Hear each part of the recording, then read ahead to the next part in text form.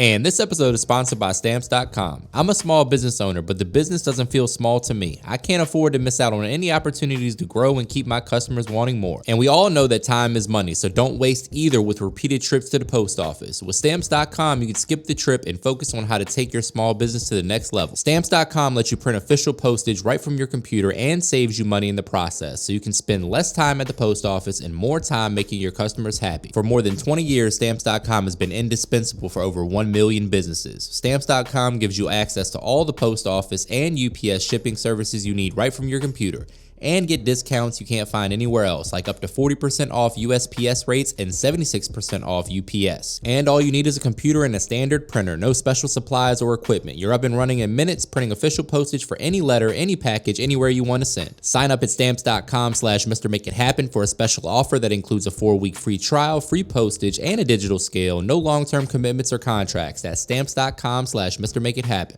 What's up, guys? Welcome back. Today we have another classic on the menu. This quick and easy recipe comes together in less than 30 minutes and it's big on flavor. I'll be showing you how to make beef stroganoff. But before we do that, please take a quick second to subscribe to the channel. Make sure to hit that bell to enable notifications as well. All right, guys, meet me in the kitchen. Let's make it happen. First things first, let's take a look at these ingredients. We have 2 beautiful ribeye steaks that we grabbed on sale at our local grocery store. We have 1 yellow onion, and we also have some bella mushrooms. You can use white mushrooms or shiitake, really any mushrooms that you enjoy. You do need to clean these up though, because they come back from the store pretty dirty. So I'm gonna show you guys how to clean these up. The best way that I've found to do this is take a wet paper towel and just scrub them until they're nice and clean, like you see right here. Just be patient with it and take your time on each mushroom until they're nice and squeaky clean. Once you have some clean mushrooms, we can carry on with the recipe. We just need to break out a nice sharp knife. For this recipe, I prefer for the mushrooms to stay relatively large, so we're gonna cut these into quarters or thirds. The larger pieces of mushrooms combined with the steak that we're gonna prepare here in a minute really add to the heartiness of this dish. So you wanna use about 2 cups of mushrooms. Again, you can use whatever mushrooms you prefer. We're also gonna dice up 1 yellow onion. Nice and small dice on the onion, guys. We're gonna cook that down into the sauce. It's gonna add tons of flavor to the party. This is one of those recipes that really warms the soul. It's perfect for meal prep, a great weeknight meal as well, because you can whip it up in about 30 minutes or so. We're also gonna use these egg noodles. You can use whatever egg noodles you prefer, but these are the ones that I grabbed at the store. And now it's time to move on to the ribeye steak. You can also use sirloin for this if ribeye is not in the budget, but again, I got lucky and found these on sale. So we're gonna shave these into thin strips like you see right here. A nice sharp knife will get the job done. There we go, nice and easy. That's about the size that you're looking for, maybe a 1/2 inch or so at the max. We got our steak prepped and ready. We got our mushrooms, our onions ready to go. Now it's time to go ahead and season this steak up. And what better seasoning to use than the all-purpose seasoning that can be found on my website. If you haven't tried that yet, you can grab yours via the link in my description box, or just use your favorite all-purpose seasoning that you have at the house. You could also keep it super simple and hit this with a little salt and pepper. I'm also going down with some smoked paprika for some added flavor.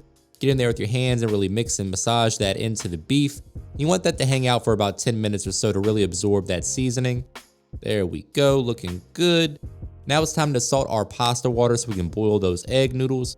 A tablespoon or so of salt will get the job done. Boil those per package instructions.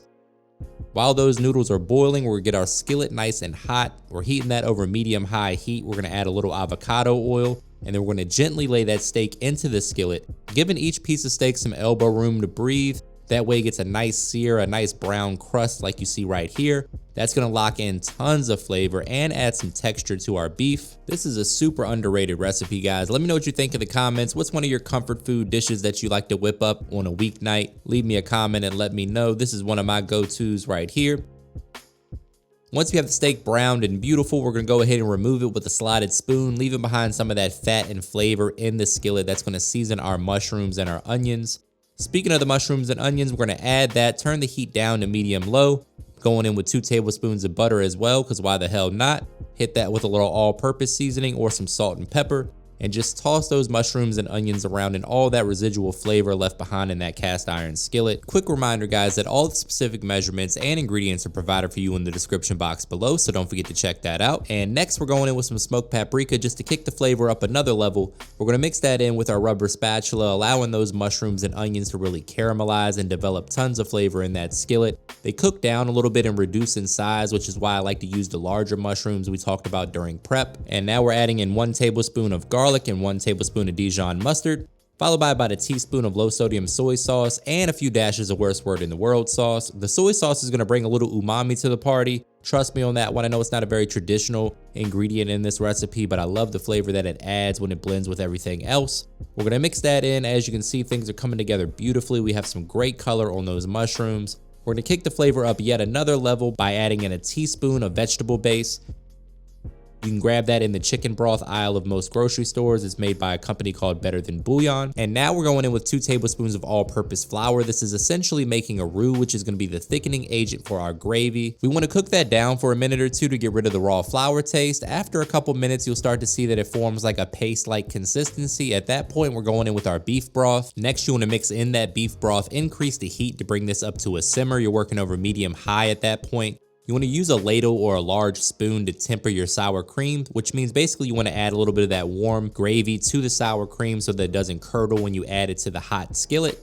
So mix that together, and then we're going to pour that right on in. If for some reason you're not a fan of sour cream, feel free to substitute that with heavy cream. Give that a good mix over medium heat. You want to bring this to a simmer, allow all those flavors to come together. You'll have a nice thick gravy. You want to taste as you go and adjust the flavor to your preference. Add a little additional seasoning as needed. I'm going in with some fresh cracked black pepper.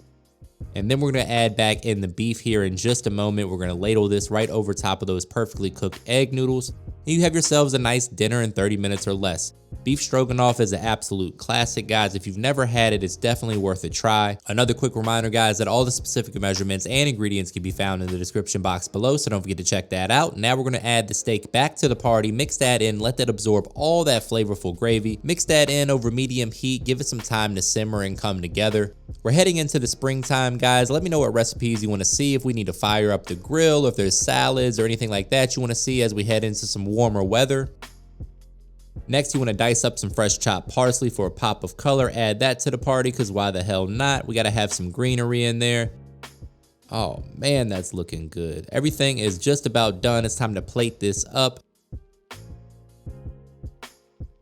That, my friends, is a bowl of perfectly cooked egg noodles, and now we're going to ladle on that sauce. We got the mushrooms, the onions, the perfectly cooked beef, that luscious and delicious gravy that we made.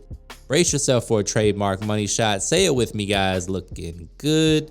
Now somebody pass me a fork, please, because I have got to get in there for a taste test. A little fresh chopped parsley for a pop of color, and so you guys will click on that thumbnail.